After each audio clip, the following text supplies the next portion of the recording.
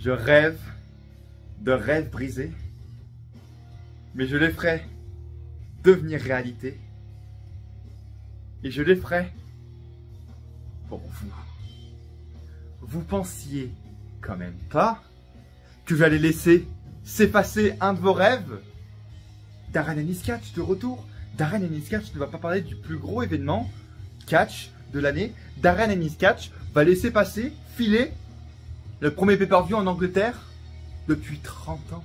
J'étais obligé, par n'importe quel moyen, dans n'importe quelle des situations que je me trouve, d'au moins vous faire une vidéo. Je n'allais pas laisser passer le plus gros événement de l'année. Votre rêve que Darren Ennis Catch revienne à la rentrée, en août, en octobre, en 2023, sur cette chaîne YouTube. Je suis là. Alors, vous avez raté une saison complète de ma vie, de ce qui s'est passé sur cette chaîne, de l'évolution.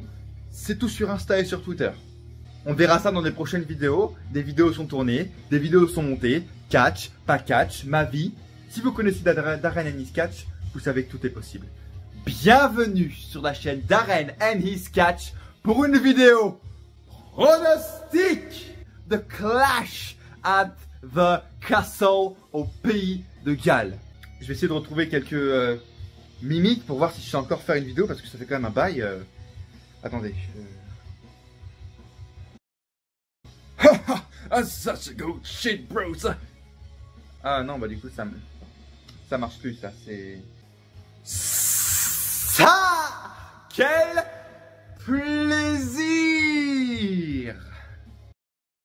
Je vous invite à vous poser quelques minutes avec moi pour qu'on parle ensemble de Clash at the Castle, les possibles arrivées, les possibles retours et les possibles victoires et défaites incroyables bookées par Monsieur Papa Triple H.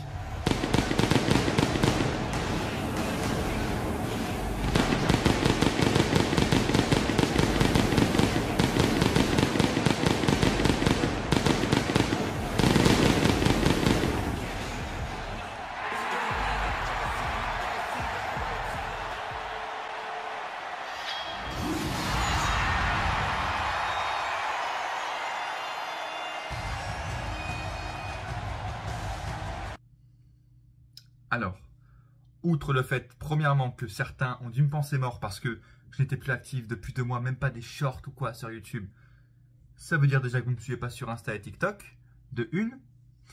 De deux, que vous avez raté, même si c'est même plus une saison.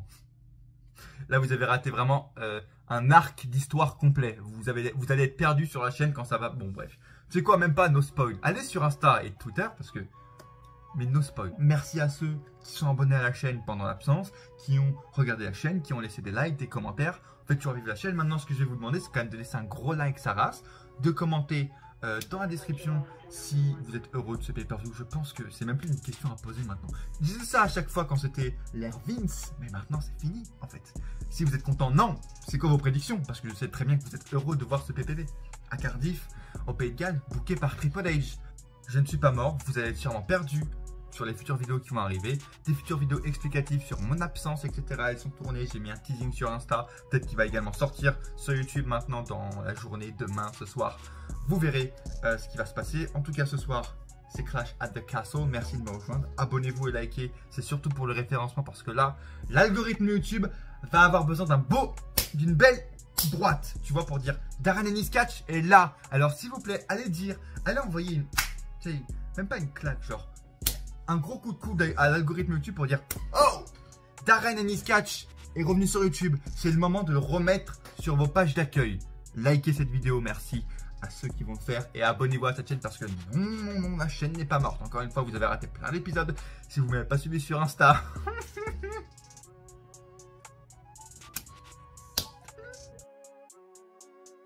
Outre le fait aussi que je devais être à Cardiff. Bah non, pourquoi? Bah c'est simple. Alors de 1, argent, et de 2, c'est simple.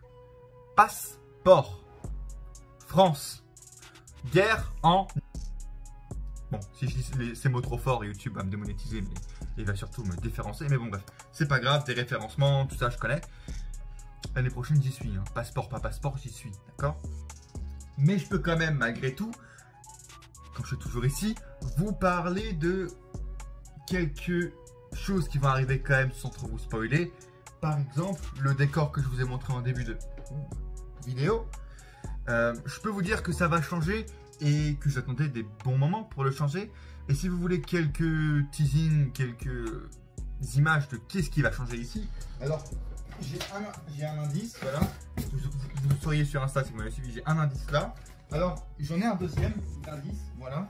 Un deuxième indice. Et alors, je crois que j'en ai un troisième, ouais. J'ai un troisième indice. Voilà. Alors en fait, ça va être une vidéo inauguration. C'est-à-dire de... En fait, ma chaîne YouTube doit dire bonjour, doit se présenter, enchanté à l'ère Triple H, le nouveau booking à Papa Hunter. Donc ce qu'on va faire ici, c'est qu'on va pas faire une vidéo très longue. Je dis ça, je suis déjà à 8 minutes en fait. Bon. Darren Ennis Catch, abonnez-vous. En fait, on va pas faire une vidéo très longue, juste on va inaugurer la chaîne à maintenant le fait que les PPV vont être attendus de ma part, que je serai moins critique à faire, des critiques plus positives, des actualités plus positives, et simplement du catch en fait. Du catch. Donc c'est une vidéo inauguration de ma chaîne à Hunter. Bonjour Hunter, je me présente, je m'appelle Darren Ennis Catch, je te présente ma chaîne YouTube Darren Ennis Catch. Darren Ennis Catch, bienvenue, je te présente le booking de Triple H. Voilà à quoi sert cette vidéo. C'est l'histoire que ma chaîne YouTube se fasse à l'ambiance, la nouvelle ambiance. Donc dites bonjour, bienvenue Hunter sur la chaîne, dans les commentaires, bienvenue pour le référencement, dans les commentaires, bienvenue, merci. Et on va attaquer tout de suite, d'accord? Parce que j'ai quelque chose quand même à vous dire. Et puis surtout, en fait, là, on part sur des... Première chose, déjà, tous les matchs qu'il y a, il n'y en a pas beaucoup. De une, c'est très bien. Et de deux, tous les matchs sont utiles et sont pertinents à être sur cette carte. Parce que tous les matchs ont une histoire, ont une logique, ont un catcheur, enfin, ont une histoire pour tel ou tel catcheur qui doit être défendu, qui doit être présenté en pay-per-view. Et tous les matchs, il n'y en a que 6, sont utiles à la carte. Et bordel, ça quel plaisir. Il manquait juste une petite stipulation, si je peux faire une critique. De deux, alors c'est un pay-per-view Angleterre, à l'étranger, tout ça machin. J'attends des beaux matchs. Alors ce que j'attends également à côté, je le dis pour des WrestleMania, pour le SummerSlam, là pour moi, on est dans un type WrestleMania SummerSlam. Il y aura autant de gens qu'à WrestleMania cette année.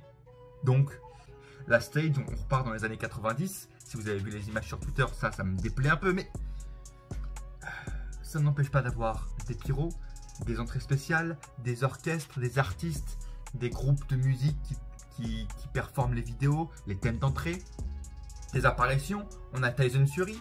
Là, je suis OK. Je vous ai dit en 2018, Crown Jewel, Tyson Fury, je suis pas d'accord. Avec Braun Strowman. Ah, Braun Strowman. Lapsus révélateur, j'ai même pas fait exprès. Oh merde! Oh, c'est cool! Autrement, Tyson Fury, dans l'ère Triple H, c'est un oui total. Donc Tyson Fury, apparition. Serena Williams qui a pris sa retraite du tennis, apparition s'il faut. Faites apparaître plein de gens, c'est un pay-per-view type SummerSlam, WrestleMania. Je veux du spectacle et de la surprise. Tiens, The Weeknd, on en parle ou pas? The Weeknd, ok, donc là maintenant c'est le groupe de Chris Benoit qui est en train de performer, qui est le theme song officiel de Clash at the Castle. Ok, alors Triple H met directement le pied dans le plat, ça fait plaisir. Mais The Weeknd, j'ai toujours pas oublié que tu as fait 3 WrestleMania, tu as été invité de 3 WrestleMania, tu en as performé sur 0 mon pote. Donc je t'attends, The Weeknd, une apparition en Angleterre, au Pays de Galles, je suis pas contre. Et de 3, bah, du catch, en fait, du beau catch. Mais ça, pas trop d'inquiétude à se faire quand on voit la gueule des matchs. Alors si on peut commencer juste par ce qui fait que ce pay-per-view pour moi déjà va être réussi, peu importe ce qui se passe, c'est qu'on a 2 de mes catcheuses préférées qui s'affrontent en 1v1 avec un booking cohérent, avec une des catcheuses qui a montré comme elle était dans l'ère d'NXT, avec du bon booking, et elles s'affrontent pour le championnat de SmackDown. À partir de ce moment-là, vous me donnez le reste de la merde, je m'en bats les couilles en fait. Là, je peux vous payer 60 $ si vous voulez pour payer ce pay-per-view juste pour voir ce match, parce que c'est Liv Morgan contre Shayna Baszler pour le titre de SmackDown. On parle juste de mes 2 catcheuses préférées, avec Sonya Deville évidemment de ces dernières années. Et là, hop, premier booking Triple H, elles sont en 1v1. Liv Morgan est décriée, je m'en bats les couilles, pour moi elle est incroyable. Shayna Baszler n'est pas décriée, bah oui, parce qu'elle va être championne en fait. Elle va évidemment gagner ce match pour expliquer ensuite un Shayna Ronda, je sais pas, Series, Rumble, WrestleMania, l'histoire peut être écrite. En tout cas, juste, enfin, ceux qui me connaissent, vous voyez dans l'état dont je reste calme, mais c'est juste Shayna Baszler contre Liv Morgan. Ceux qui me regardent depuis des semaines, des mois, savent vraiment que là, faut me proposer Undertaker, Shawn Michaels, hein, très très clairement. Matt Riddle affronte Seth Rollins. Encore une fois, le match, ils ont réussi à redonner de l'intérêt. Parce que c'est cool, Matt Riddle, du coup, peut avoir... Matt Riddle, qui a retrouvé son nom, d'ailleurs, c'est très bien. Retrouver son nom, retrouver une place en mid-card et bientôt en championnat, parce que je pense qu'il va gagner ce match.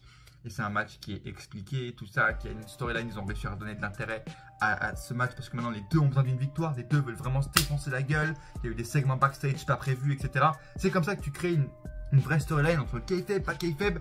C'est super intéressant cette storyline de Rollins, comment va-t-il évoluer s'il perd encore, Matt Riddle avec Randy Orton, comment ça va se passer. Ça a que le plaisir de redire Matt Riddle sans que des gens disent mais c'est que Riddle, il n'y a plus Matt. Oh merde! Voilà, il a un match en solo, il retrouve un peu sa carrière solo maintenant qu'il n'y a plus Randy Orton, même s'il a perdu ses gosses et sa femme. Oh merde!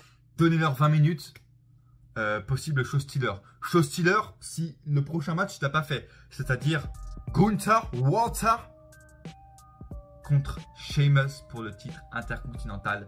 Ça quel plaisir de revoir le titre intercontinental booké de manière correcte, porté par un mec qui a du charisme, porté par un mec qui monte ce titre à un prestige énorme et juste booké chaque semaine avec des défenses, des matchs, des championnats et de l'intérêt. J'étais obligé également juste de parler de ce pay-per-view sur ma chaîne parce que c'est le match réinauguration, relancement du titre intercontinental. Première fois qu'il est défendu en pay-per-view depuis WrestleMania 37. Hein. On parle d'avril 2021. J'étais même pas encore en alternance. Ok. D'accord, alors. Ça peut être un très très gros show stealer. C'est vraiment deux gros matchs de bourrin. Gunther est à 20% de son putain de potentiel de son règne en tant que champion intercontinental, donc bien sûr ça va être un affrontement de fou, les torses vont saigner évidemment, ça va être incroyable. Ce qu'il faut c'est que Gunther reste champion parce que c'est des affrontements comme ça qu'il faut, mais il a encore plein de choses à raconter en tant que champion intercontinental, des adversaires, du prestige à donner encore au titre, etc. Si bientôt il va peut-être faire le main event d'un show, ça ce serait incroyable, tu vois, il y a encore plein de trucs à raconter, d'adversaires à battre, etc. La petite subtilité, le petit changement, tu vois, si vous voulez vraiment me faire plaisir, c'est qu'en fait vous rameniez Marcel Barthel. Parce qu'il y a un mec qui est à ses côtés qui s'appelle Ludwig.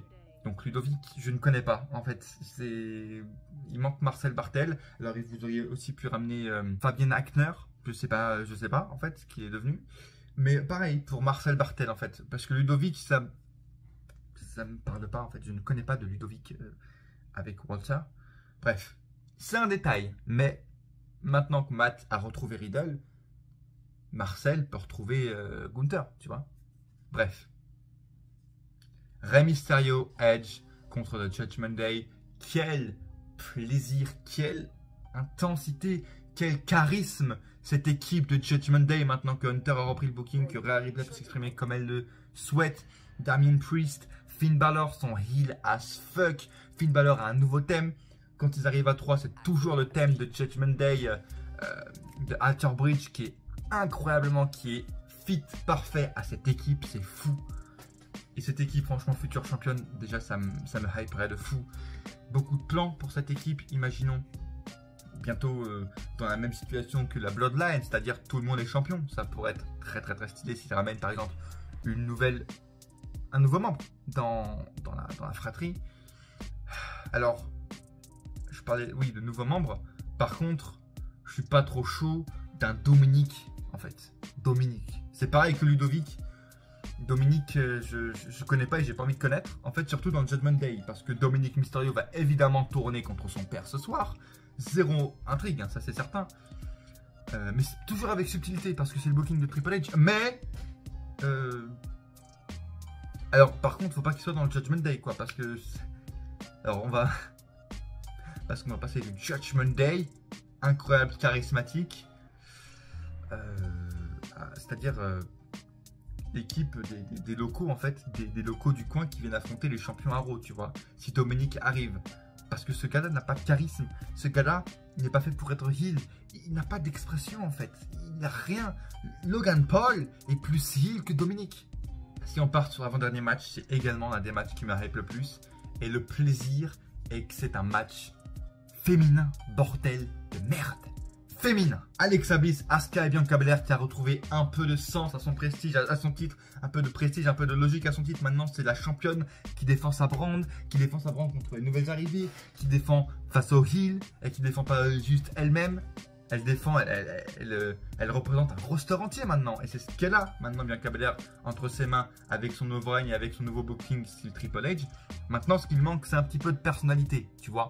Et qui affronte la nouvelle équipe, Dakota Kai, Bayley, Io Sky, championne solo, championne par équipe, Damage Control, incroyable équipe, incroyable retour, incroyable hype autour de cette équipe. Dakota Kai, très clairement, j'ai hâte de la voir très très haut dans la main event un jour. Io Sky également. Pourquoi plus Shirai? Ça par contre, si quelqu'un a une réponse, j'aimerais bien parce que Shirai c'est très bien. Bref, victoire.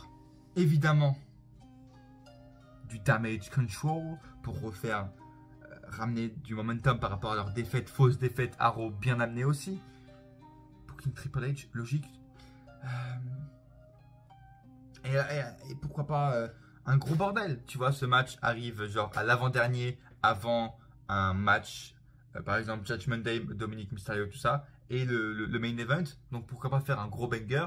Gros banger, tu ramènes les championnes par équipe actuelle, Raquel Gonzalez, Aliyah, ça part en couille. Et à la fin du match, tu as Damage Control qui casse tout le monde parce que c'est les meilleurs. Et bim, Sasha Banks, Naomi de retour. Pourquoi pas? En fait, ça donne beaucoup de hype. Et Triple H dit le temps va le dire, tout ça, c'est ce qu'elle va faire. Bon, écoute, on a eu des rumeurs, les news même maintenant que Braun Strowman a signé. Tu vas pas me dire que tu n'as pas réussi à signer Sasha Banks et Naomi, d'accord? Donc maintenant, Sasha Banks, j'avoue qu'avec sa personnalité backstage, j'ai un peu plus de mal désormais. Mais en tant que championne par équipe, pour redonner encore plus de prestige aux titres actuels par équipe qui sont bookés de cette manière, je dis oui. À la main event scene, je dis oui. Totalement en fait. Donc, let's go pour un gros banger, victoire de Damage Control et plein de retours. Pareil pour le Shayna Liv Morgan, un Ronda qui intervient, je pense. Ça peut être exceptionnellement suprême. Tu vois, excellent. Plaisir. Ça, quel plaisir. Good shit. Good shit. Dites-moi dans les commentaires si vous êtes à Cardiff, dans quelle situation vous allez vivre cet événement pay-per-view. Est-ce que vous êtes avec des potes? Est-ce que vous allez être seul? Est-ce que vous allez vous mettre bien avec de la bonne bouffe et tout, maintenant que c'est en plus l'heure française parfaite à 19 h? Avec qui allez-vous regarder? Est-ce que vous êtes à Cardiff? Moi, je serai là. Je ne suis pas contre regarder avec d'autres personnes, tu vois. Allez sur mon Insta, sur mon Twitter, c'est là où vous aurez mes réactions en direct. Bien sûr, également une réaction directe qui vont être filmées sur YouTube que je vais poster sur ma chaîne YouTube dès le lendemain ou dès le lundi soir. Ça, soyez-en sûrs. Des reviews, je pense, de Clash of the Castle que j'aimerais bien faire. Ça également, c'est prévu. Et d'autres vidéos qui arrivent, donc abonnez-vous, restez connectés à la chaîne. Vos pronostics dans les commentaires, là, c'est très important. Liv Morgan, Shayna, de quel côté penchez-vous? De quel côté penchez-vous? De n'importe quel côté, là je suis d'accord avec vous. Par contre, si vous me dites, Damage Control, ils vont perdre face à Asuka, Alexa Bliss, là on va plus être trop potes en fait. Pareil, si vous me dites que le Dominic, c'est bien qu'il soit dans le Judgment Day, abonnez-vous, hein, restez abonnés à la chaîne. Mais entre vous et moi, je crois pas que ça va aller. Bref, partons au main event. Et ça va être court et intense. On va faire un rebond dans le passé. Roman Reigns affronte le Scottish Psychopath. L'homme briseur de rêves. Le Chosen One. Drew McIntyre. Alors oui, il y a plein d'autres adversaires que Reigns doit encore affronter. Et surtout, le règne de Roman Reigns ne doit pas servir à un gars comme Drew McIntyre qui n'en a pas besoin. Il y a Karrion Kross qui est là pour ça. Il y a des nouvelles têtes, des Johnny Gargano, des Tommaso Ciampa, si on va rêver un peu plus loin, par exemple. À la fin du show, par exemple, allons à la fin du match directement, peu importe la victoire. The Fiend, oui les amis, je vois Sasha Banks, je vois The Fiend, pourquoi pas Braun Strowman directement ce soir-là. The Fiend, en tout cas, peut faire son retour, au moins un teasing dès ce soir. J'en suis certain, à la fin du match, peu importe qui gagne, un Kevin Owens par exemple, un gros banger. On sait très bien que Triple H va finir avec un banger, que ce soit une victoire de Drew McIntyre, un retour du Fiend, gros banger en perspective, c'est certain. Parfois, le catch se vit comme ça et ne se prévoit pas, ne s'explique pas, ne se prévoit pas dans le futur. Oui, mince, il aurait dû affronter lui. Ah bah non, le règne était fait pour lui. Aïe aïe aïe, il était... Ah, vu comment ça a été booké, c'est du 50-50, donc là ça aurait dû pas être lui qui aurait dû gagner. Parfois le catch se vit juste comme ça, en direct, sans penser au booking, sans penser au kayfabe, sans penser à la logique de la storyline, sans penser à « Oh mais il mérite pas le titre ». Parfois, le catch se vit simplement avec le cœur en direct, sans penser à rien. Et je crois que c'est ce que Triple H a envie de nous faire vivre ce soir, avec son premier pay-per-view, booké entièrement par lui, storyliné entièrement par lui. Oublions les storylines, oublions le règne de 2 ans de Reigns, oublions les possibles futurs adversaires, futurs vainqueurs face à Reigns et Tommaso Ciampa, Gargano, Karrion Kross. Nous sommes à Cardiff, au Pays de Galles, devant 65 000 personnes réelles, pas chiffre boosté, réel. Vivons le catch. Vivons-le. Drew McIntyre n'a jamais eu son moment à WrestleMania, n'a jamais eu une chance de performer avec le titre de champion majeur devant un public. Jamais. Il l'a perdu devant personne et il l'a gagné devant personne. Oui, il va avoir son moment en ayant une grosse entrée, un main event. Mais vivons le catch. Alors vivons le catch avec une victoire de Drew McIntyre. On réfléchira après à la logique. Vivons le catch. Et vivons le catch parce que on attendait ce déclic. Oui, il aurait pu gagner à WrestleMania 37 face à Bobby Lashley. Oui, il aurait pu le reprendre à SummerSlam parce que machin. Mais les choses sont faites telles que maintenant, les étoiles, les planètes, tout est aligné. Drew McIntyre est over as fuck. Drew McIntyre va performer en main event. Drew McIntyre va performer en main event pour le titre de la WWE. Drew McIntyre va performer en main event pour le titre WWE à Cardiff, au Pays de Galles. Et devant 65 000 fans, une foule de WrestleMania. Le catch. Je vais vous laisser du coup avec un bond en arrière sur comment, si Drew McIntyre gagne le titre WWE universel incontesté ce soir, de quelle manière il doit faire son entrée. Et je vous le dis, ce serait juste un des plus beaux moments de ma vie en tant que fan de catch si cela se passe. Retournons en arrière en avril 2021 où je disais, où je faisais mes prédictions pour WrestleMania 37 à l'époque. Mais maintenant, encore plus d'étoiles sont alignées. Et je pense que même pour un soir, c'est le moment. Broken Dreams comme theme song. Avec son nouveau theme song, tu vois, tu fais juste le début de 10-20 secondes avec, vous savez, c'est oh la guitare, tout, oh, c'est peut-être un des thèmes songs qui m'a le plus marqué de mon enfance. Peut-être même, tu vois, un groupe d'Écossais qui joue derrière avec la batterie, etc. du theme song Broken Dreams. Mais pour la symbolique, il faut cette musique, hein, c'est même pas du fantaisiste. Il le faut en fait. Tout est encore possible, le show n'est pas encore passé. Vous pouvez encore le faire, jusqu'au soir même, vous pouvez prévoir ça. L'entrée Broken Dreams, vous avez encore ce theme song dans vos putains de dossiers d'ordinateur. Alors, vous le mettez dans l'entrée. Oh, mais oui, ou même un petit remix. Regardez, j'ai un remix pour vous.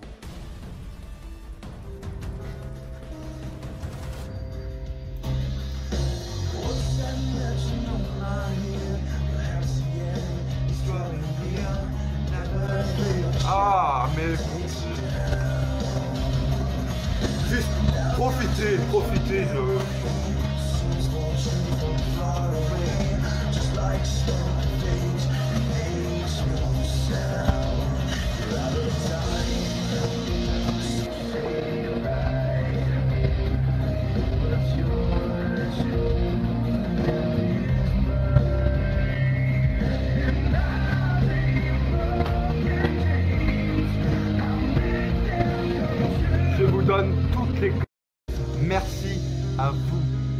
suivi cette vidéo spéciale. On termine en beauté, je pouvais pas terminer autrement, bordel. Écoutez, mais c'est un truc de fou. La meilleure musique de l'histoire, la meilleure. Bordel de merde. C'est un truc de fou, mais c'est un truc de fou cette musique, bordel. Oh, est-ce que c'est Jim Johnston? C'est sûrement Jim Johnston qui l'a fait, évidemment. C'est un dieu ce mec. So say goodbye. Likez cette vidéo si vous êtes d'accord avec ce que je vous ai proposé. En commentaire, je vous laisse vous proposer vos idées. Peut-être que j'en ai oublié. Proposez-moi des idées qui pourraient être faites. Et à coup sûr, on se retrouve dans une prochaine vidéo.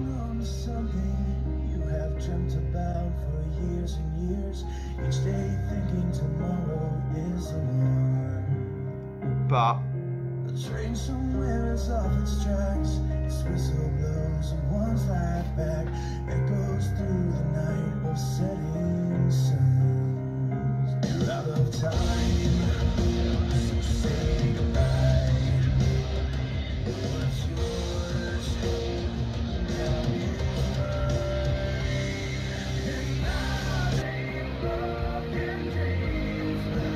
now alors, soyez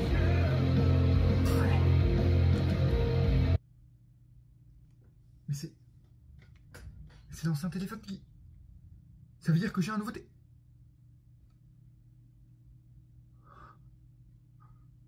Ceux qui ont compris, ont compris.